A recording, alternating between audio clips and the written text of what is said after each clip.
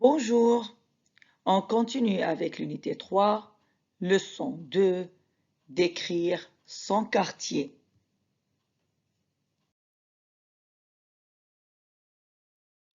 Les objectifs de notre leçon sont d'abord, identifier les adjectifs pour décrire un quartier.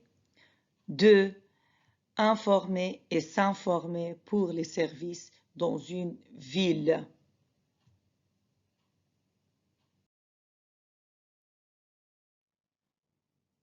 Pour commencer, lisez ce texte puis répondez aux questions. Nous avons Hakimi. Hakimi va parler de Tokyo. Tokyo est la capitale du Japon. C'est une ville très dynamique, grande et belle. Il y a des monuments historiques partout, de très belles maisons et des jardins publics où on se promène toujours.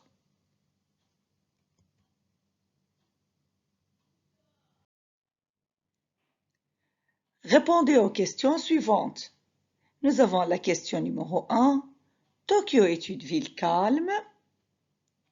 Qu'est-ce qu'il y a à Tokyo? Hakimi a dit que Tokyo est dynamique, grande, belle. Alors la réponse, non, elle est grande, belle et dynamique aussi. Bien, pour la question numéro 2, qu'est-ce qu'il y a à Tokyo? Monument, maison, jardin. Très bien. Alors, il y a des monuments historiques et des très belles maisons et des jardins publics.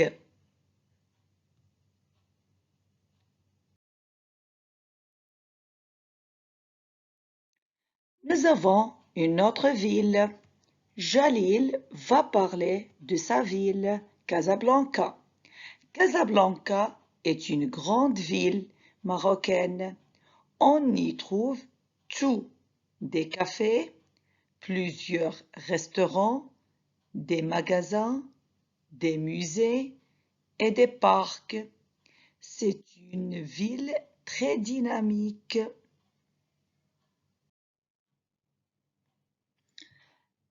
Maintenant, on va répondre aux questions suivantes.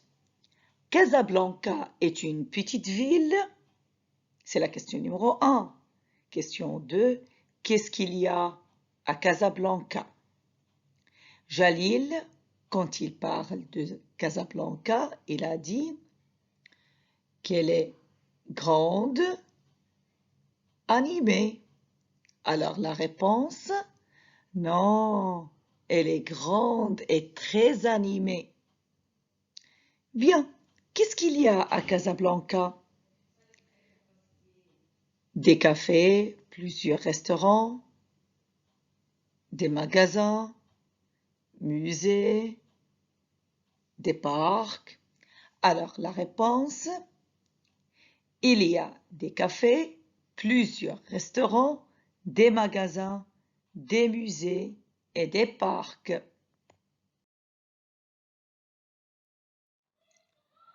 Daniel et Anita vont parler de leur ville, Madrid. Madrid est la capitale de l'Espagne.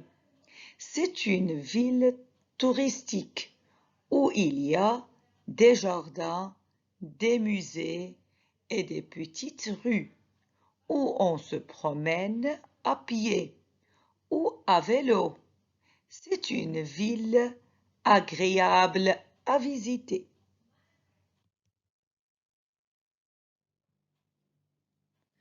Répondez aux questions suivantes.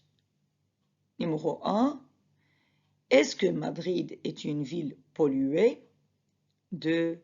Qu'est-ce qu'il y a à Madrid? Regardez bien le texte. Nous avons l'adjectif touristique et agréable. Alors, pour la question numéro 1, est-ce que Madrid est une ville polluée? Non, elle est la capitale de l'Espagne et c'est une ville touristique et agréable. Est agréable. Bien, question numéro 2. Qu'est-ce qu'il y a à Madrid? Observez le texte. Des jardins, des musées, des petites rues. Alors la réponse, il y a des jardins, des musées et de petites rues. Et maintenant, on va faire l'exercice. Choisissez la bonne réponse. Bien.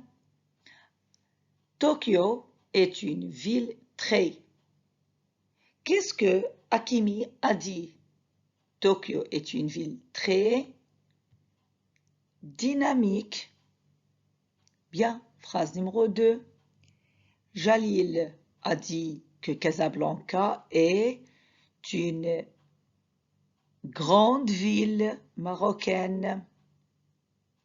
3. Daniel et Anita ont dit que Madrid est une ville touristique. Maintenant, on va faire un petit exercice. Complétez les phrases par le mot qui convient.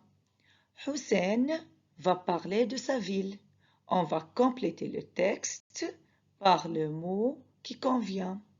Il y a ville, jardin, dynamique. Je vous donne quelques instants pour compléter les phrases. Bien, j'habite dans une ville touristique et dynamique. À ma ville, il y a beaucoup de monuments historiques et j'aime bien ma ville parce qu'il y a des jardins. C'est une ville pour la famille. Maintenant, mes élèves, je vous présente quelques adjectifs pour décrire une ville ou un quartier. Je commence par touristique. 2.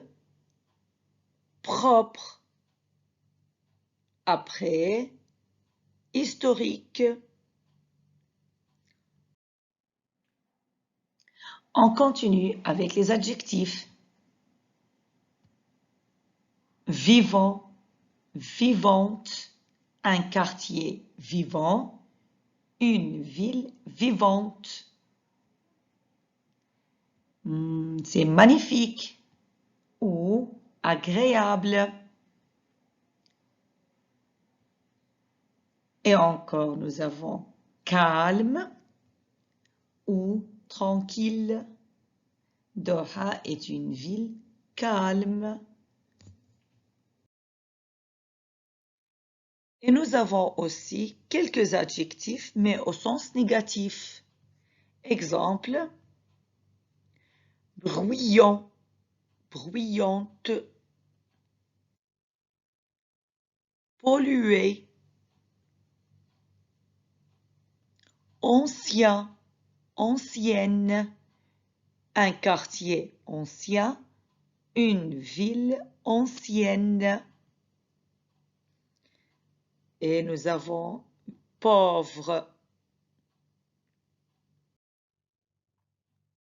Et je vous présente aussi les adjectifs antonymes, c'est-à-dire le contraire. Exemple, calme est le contraire de bruyant, bruyante. Moderne, ancien, ancienne. Pauvre est le contraire de riche. Grand ou grande est le contraire de petit petite.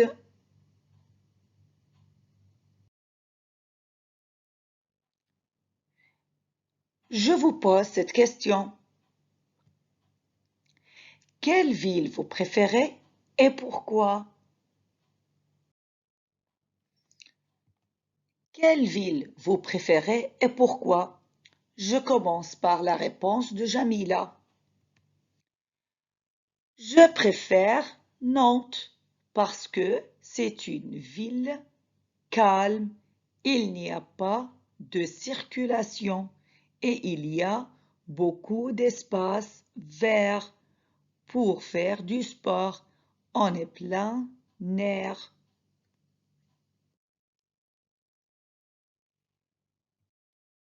Et toi, Khalil, quelle ville tu préfères et pourquoi? Ma ville préférée est Venise parce que c'est une ville très animée, surtout en été. Venise est située au nord-est de l'Italie sur la mer. C'est une ville ancienne avec des monuments historiques.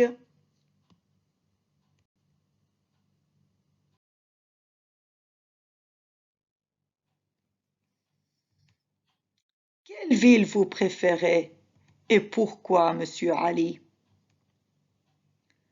Je préfère Doha parce que c'est une ville très organisée, pas très grande, mais animée. Il y a des monuments historiques, des maisons très belles et on a du soleil, beaucoup de soleil. Doha est une ville très dynamique.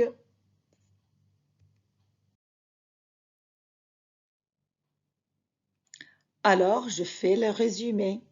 Pour répondre à la question quelle ville préférez-vous et pourquoi, d'abord, je commence par je préfère ou ma ville préférée est plus le nom de ville, ensuite parce que plus les adjectifs.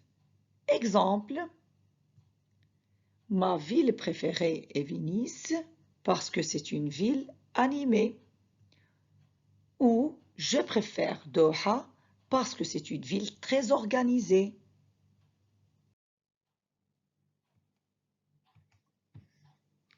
On fait l'exercice. Complétez le texte de Farida par les mots qui conviennent.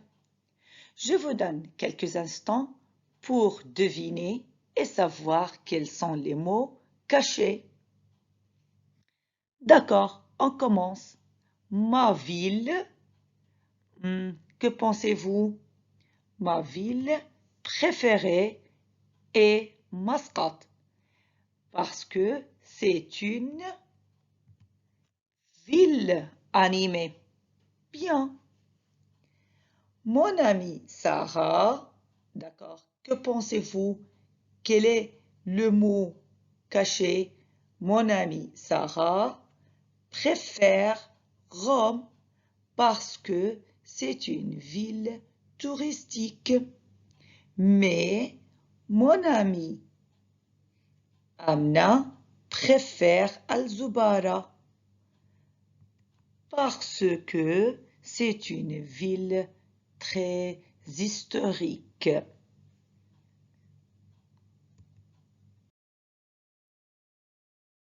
On arrive maintenant au deuxième objectif, informer et s'informer sur les services dans une ville. Et pour réaliser cet objectif, on pose des questions à notre personnage, Hussein. La première question que je pose à Hussein, c'est: est-ce qu'il y a des musées dans ton quartier?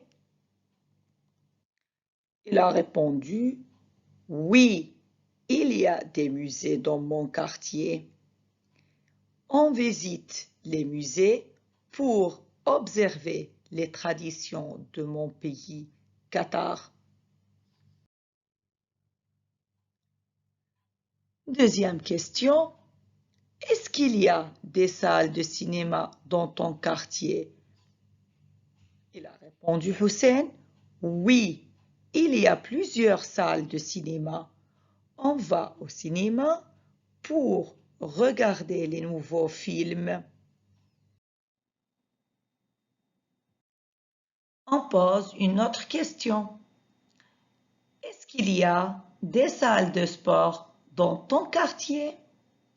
Hussein a répondu, oui, il y a une salle de sport dans mon quartier. On y va pour pratiquer du sport. Est-ce qu'il y a un manège dans ton quartier? Oui, il y a un grand manège dans mon quartier. J'y vais avec mes frères pour jouer. Et si vous remarquez, pour donner des informations sur les services d'une ville, j'utilise pour plus le verbe à l'infinitif. Comme dans l'exemple, je vais à la salle de sport pour pratiquer du sport. Alors, j'utilise pour et le verbe après à l'infinitif. On fait l'exercice. Liez chaque action au lieu qui convient. Regardez les nouveaux films. Observez les traditions de mon pays. Pratiquer du sport. Jouer avec des amis. D'abord, pour regarder les nouveaux films, je dois aller au cinéma. Bien. Et pour observer les traditions de mon pays, c'est au musée. Et pour pratiquer du sport, c'est à la salle du sport. Et pour jouer avec des amis, c'est au manège.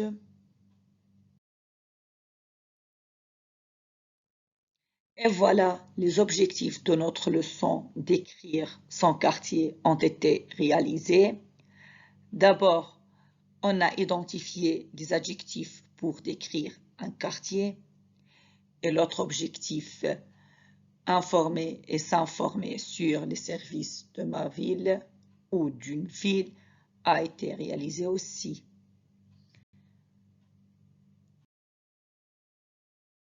Et comme d'habitude, le devoir, c'est à la fin de notre vidéo.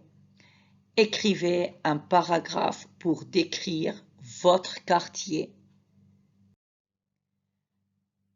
Merci beaucoup pour votre attention et à la prochaine. Bon courage.